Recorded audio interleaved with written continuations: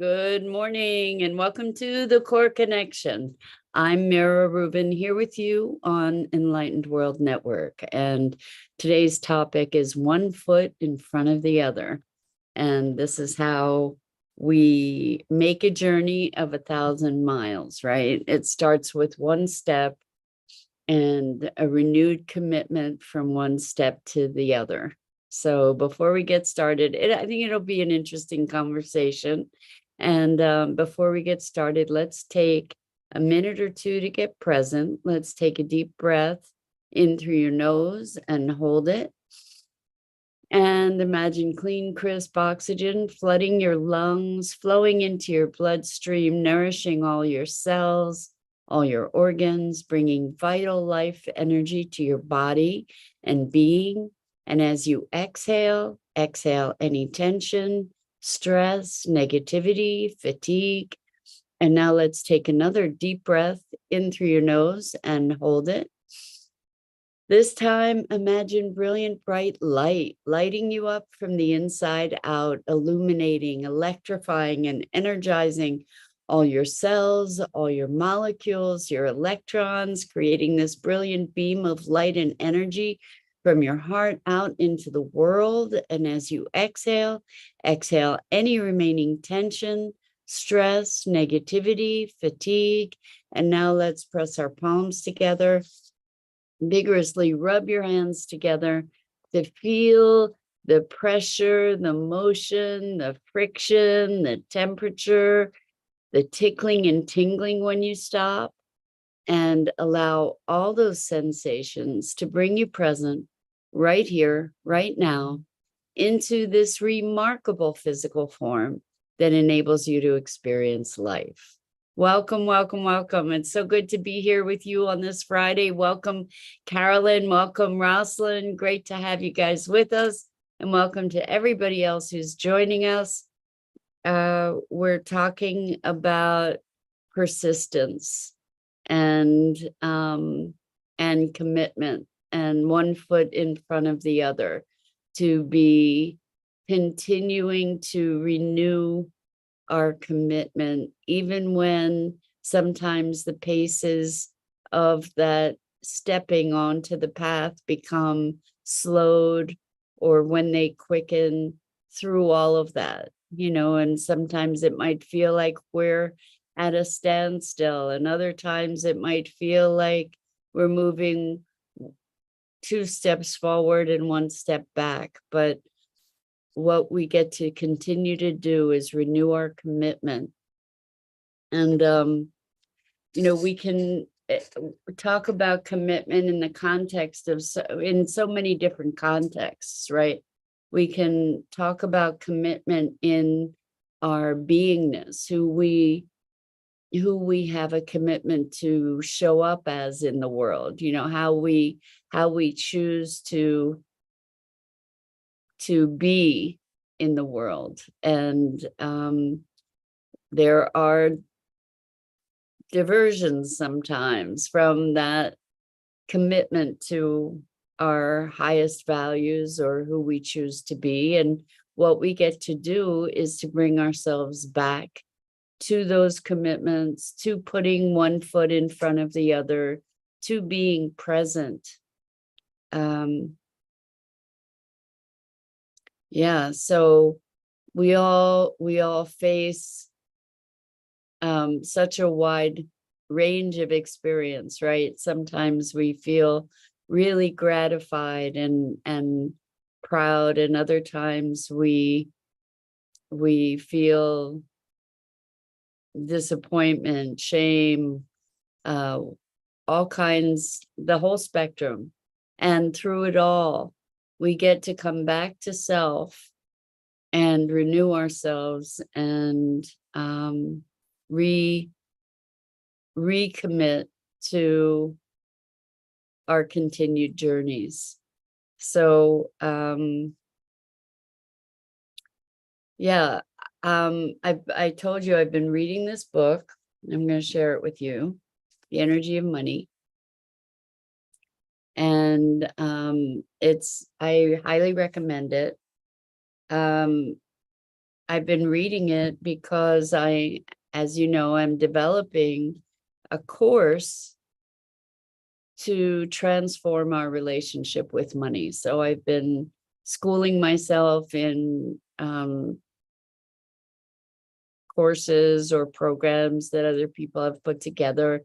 And so this commitment around building this course is founded in a desire to be shifting our cultural orientation to money and material possessions and externalization of our worth, and to shift our way of being and our sense of sufficiency.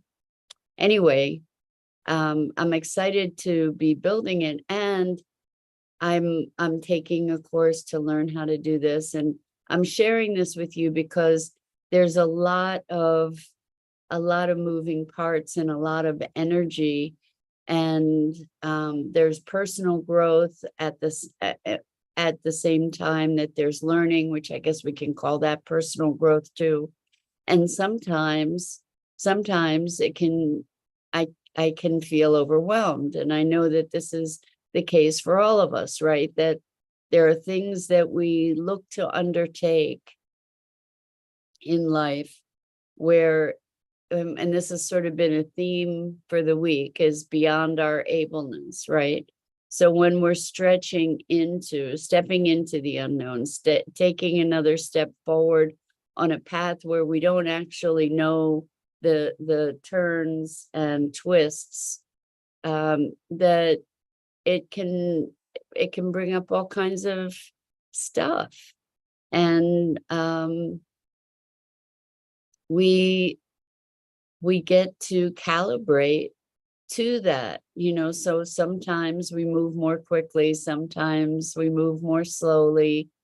And the question is, when we have those experiences of overwhelm or frustration, how do we re-inspire ourselves?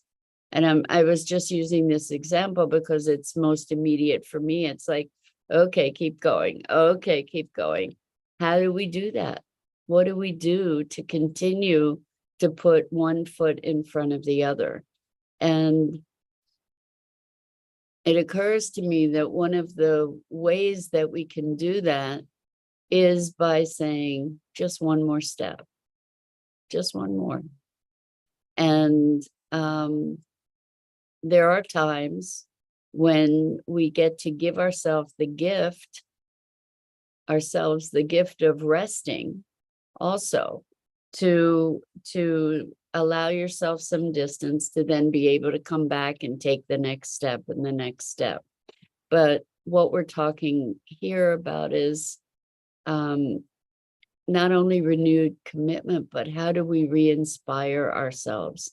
How do we recalibrate when it just feels like we can't? Either it feels like we're trudging along, or it feels like we just can't even take another step.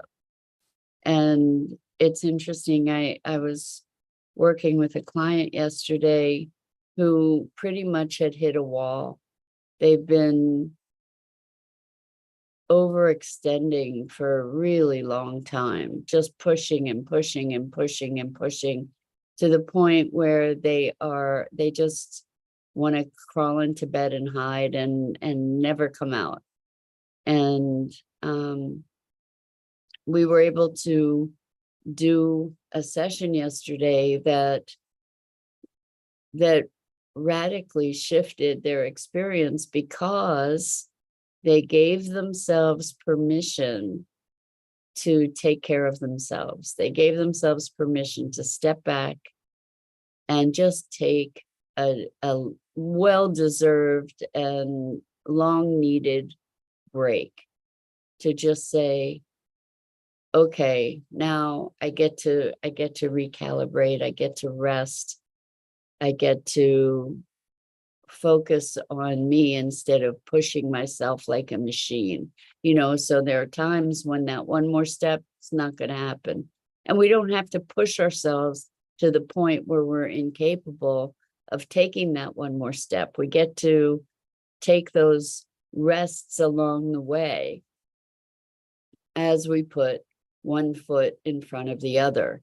And sometimes just keeping our focus right in front of us is something that can be profoundly helpful also in counteracting the overwhelm that can occur when you're trying to project yourself all the way down to the end of the journey, and all this stuff that has to be done on the way from here to there, or all this learning that has to be accomplished on the way from here to there can feel like an avalanche. So in those moments, it's useful to say, okay, what can I do now?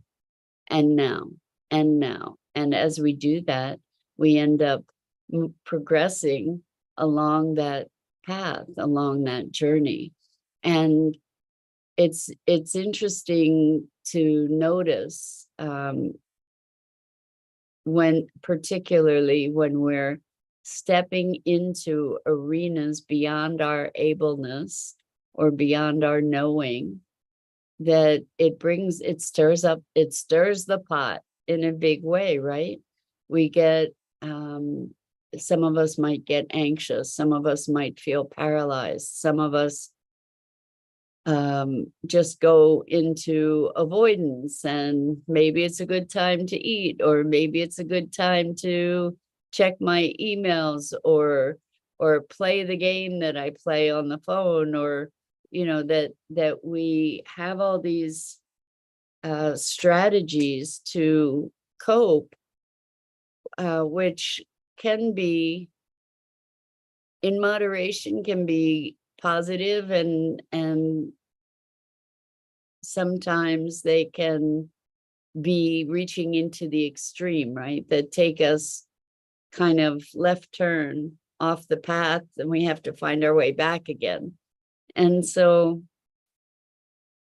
I'm wondering what kinds of things you do for yourself to inspire you to continue along the journey, or to take a needed break, and then come back with fresh eyes and new energy. So the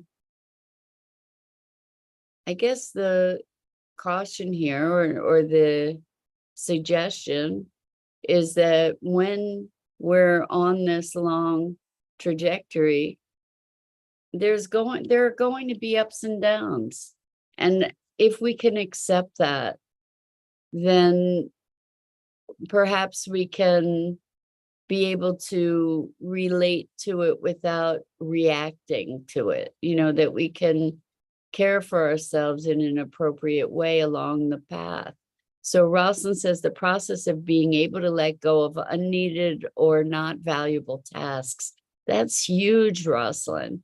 It's huge because, some of us feel accomplished through doing, but a lot of the doing that we do is not so important.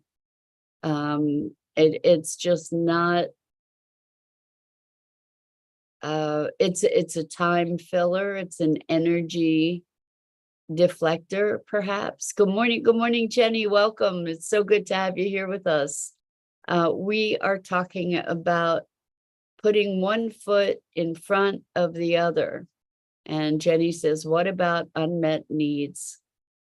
Such a good question. So the challenge with unmet needs, one of the biggest challenge with unmet needs is that we often are looking to other people to fulfill those needs for us. And that's kind of an exercise in futility. Sometimes people meet our needs, but if our well-being, this was one of the things that we first learned when I was getting trained in neurolinguistic programming, NLP. One of the things that we needed to do was to create a well-formed outcome. So one of the characteristics of a well-formed outcome, one of the primary characteristic of a well-formed outcome is that it has to be within your control. And so if I have made an outcome that is reliant on other people's behavior, I'm in trouble because I can't control that. And so if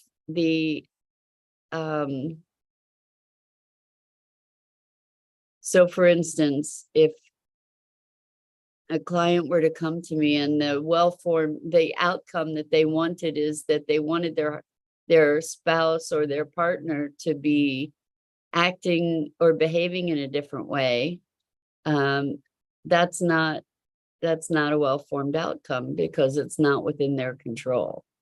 So a well-formed outcome would be perhaps for them to feel more loving toward the other person, and they would know that they felt more loving in this, that, and the other way. It's something that you can identify. It's something that's within your control. And that might even be a reach, but it is sort of within one's control. It's within one's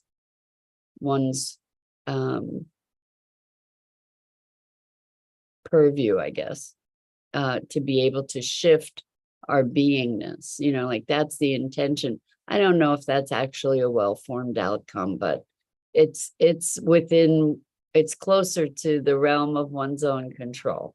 So as soon as we make our well-being or our outcome dependent upon somebody else's behavior, it's not a well-formed outcome because we don't have the power to have that happen. We might be able to influence it. We might be able to beg and plead. We might, but it's not something that we can control. So when we look at unmet needs, maybe we can look at there may be a need underlying that need. And we can look at, well, what does it take? What is the story that we have underneath that need? What's the history? Where's it coming from? And is that actually the need that isn't met, or is there something else? And is that something we can provide ourselves? So one of the things that I have seen with folks is that when people are yearning for love, there's often a lack of self-love. When we look to somebody else to fill our hearts, there's often a gap in our own connection to our heart and to filling our heart. So Jenny says, on Mother's Day, I mentioned to my daughter I wanted to make a trip up, and my grandson's birthday that has passed, then drive up to visit my mom. My daughter said that she didn't know when she could get a time for me to visit. And so, Jenny, you're making, I understand the hurt of that. I do. And I'm sorry for the hurt of that. And you're making your well-being dependent upon your daughter. And that's a crapshoot, like you're needing something from her, and the more you need it, the less she's going to be willing to fulfill it, is my guess. So if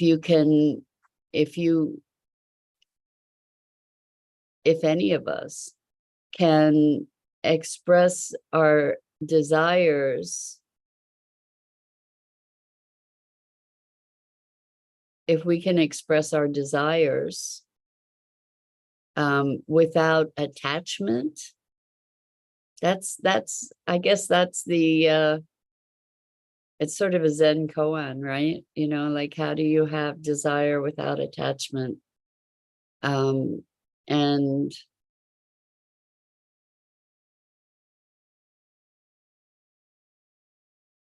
there, I think that we have the ability to connect more deeply to our motivations when we're needy. People perceive that as manipulation. People perceive it as something trying to consume them, oftentimes, and they will run from it. When we're whole, then if they show up, great, and if they don't show up, they don't show up. It's not about you, it's their stuff, you know. Jenny says, I was sad and homesick. I told my mom about it. She said I was making a big deal about it. And I can understand why it feels like a big deal. And there's a part where it can be sad, and we can allow people to have their decisions and not have a huge story about it. It's not easy. It's not easy to get to that place necessarily. But we can get to that place, and there's more freedom there. And Rosalind says, putting one in front of the other, EWN is a community that's supportive. I appreciate the core connectors in this community. Thank you, Rosalind. I do too. I do too. And being a supportive community, putting one foot in front of the other, you know, it's like we get through things, and hopefully we get to, as we're putting one foot in front of the other, we get to smell the flowers along the way, and we're not just so focused on one foot in front of the other, because then we miss all the periphery. And so Jenny says, my family has plans that I'm excluded from and uninvited. I've had periods in my life where that was the case for me too, Jenny, and it can be really hurtful. And it also can be like there's a place where we get to shift our focus from out there to in here, and finding what's going to fulfill us, so that we can be whole, so that we can heal whatever the resentment is. It's not easy. My whole life has been about healing my family and the relationships in my family, and I see where there's been some progress, and I see where there is still room for change. And the thing is that as I become more whole, then I'm a better person in the family, and things have shifted. The perceptions of me, the relationships to me have shifted radically as I have shifted. And there's a difference between sadness and need. So I think all I can say is that I suggest you find ways within yourself to be present to, you said you feel unloved and abandoned and rejected. And so I invite you to, as tough as it is, I invite you to look at the places where you're rejecting yourself, where you're not loving yourself, where you've abandoned yourself, and to deepen that connection with you, so that you can have more space for people to be how they are.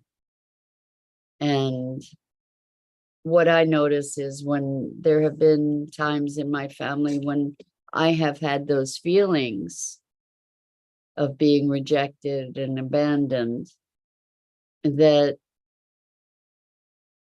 when I shifted my being, I was better able to deal with whatever the circumstances were. Things are as they are. And we get to be with things as they are.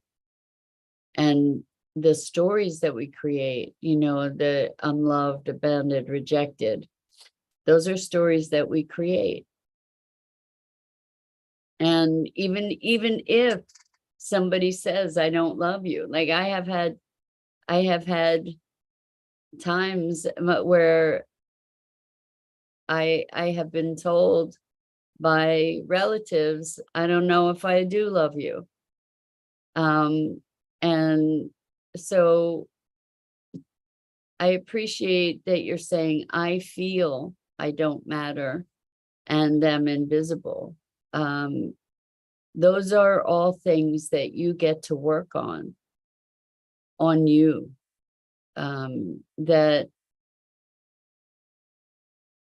those are feelings that are held internally.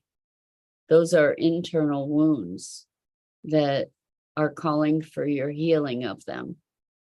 And we cannot make our worth as humans dependent upon other people's perception. We cannot make our validity as human beings reliant upon someone else. And this is where the one foot in front of the other comes in and is so important, is that path of healing is not an easy path. Nobody, I've been down that road. I know it's not easy. And there are still moments when I get to look at what's my story when somebody is behaving the way they're behaving and I feel rejected or I feel judged or I feel abandoned. I get to look at, well, what's going on in me? What's the story that I'm creating? What meaning am I taking away? How am I devaluing myself? How am I not in my wholeness? What nurturing can I give to me? Because that is within your control. And as we heal, it's remarkable how things around us heal. It's remarkable. And the deepest lesson is, don't take it personally, even when people direct it personally, because it's their stuff also, and then we take the ball and then we run with it and we continue to make ourselves even more deeply miserable with it, right?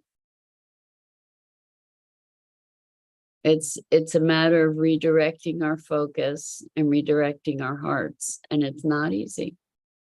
Nobody's saying it's easy. It takes courage to put one foot in front of the other. You're right. Jenny says, my happiness comes from within myself. I understand the desires, and you get to remember that your happiness comes from within yourself and the stories you choose to tell yourself. And I am sorry for the pain that you're experiencing. I understand it. I really do. Through rifts in my own family. And I wish you the magic of a transformation in that. And I promise you that transformation is going to be rooted in you and how you be and your healing of you. And as a result, that will ripple out in the world. And remember that you can't control other people's behaviors as much as much as you might want to. So we go through the dark night of the soul, and that time of going through that darkness can be one of the richest experiences for our own transformation. It doesn't mean it's easy. Doesn't mean it's easy. And I just wish you grace in your passage through that.